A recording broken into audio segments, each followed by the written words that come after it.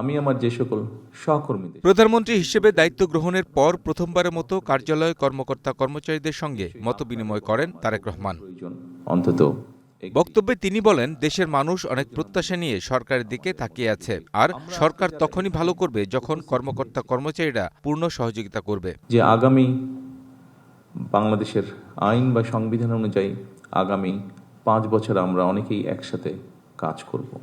সেজন্য আমি আমার যে সকল সহকর্মীদের সাথে, সেটি যেই পর্যায়েই হোক না কেন, আমার যে সকল সহকর্মীদের সাথে কাজ করব, নিশ্চয়ই আপনার এবং আমার উভয়ের প্রয়োজন অন্তত একটি সৌজন্যমূলক, আমাদের মধ্যে যদি একটি সম্পর্ক থাকে, একটি আনুষ্ঠানিকতা থাকে, সেটি আমাদের উভয়ের জন্য আগামী দিনে কাজ করতে সুবিধা হবে।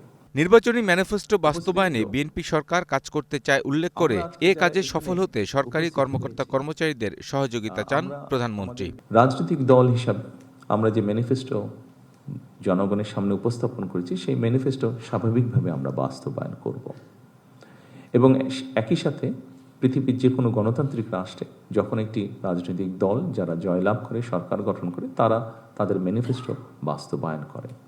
তবে এই ম্যানিফেস্টোকে যদি আমাদের বাস্তবায়ন করতে হয়, খুব স্বাভাবিকভাবে আপনারা যারা প্রজাতন্ত্রের যারা কর্মকর্তা এবং কর্মচারীবৃন্দ, অবশ্যই আপনাদের সহযোগিতা প্রয়োজন।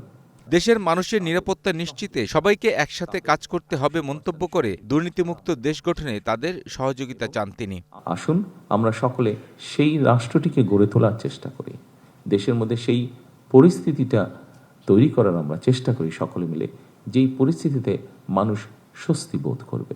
আমরা সেই রাষ্ট্রটিকে গড়ে তোলার চেষ্টা করি, যেই রাষ্ট্রটিকে ঘিরে বাংলাদেশের মানুষ আশার আলো দেখতে পাবে, যেখানে এগিয়ে যাওয়ার স্পৃহা, সাহস, উদ্দীপনা মানুষ পাবে। সুশৃঙ্খল জাতি গঠনে প্রজাতন্ত্রের কর্মচারীদের সরকারি নিয়মনীতি কঠোরভাবে মেনে চলার তাগিদ দেন প্রধানমন্ত্রী তারেক রহমান। এমন একটি আপনারা জায়গায় কাজ করছেন। Kamrul Hasan, green news, Dhaka.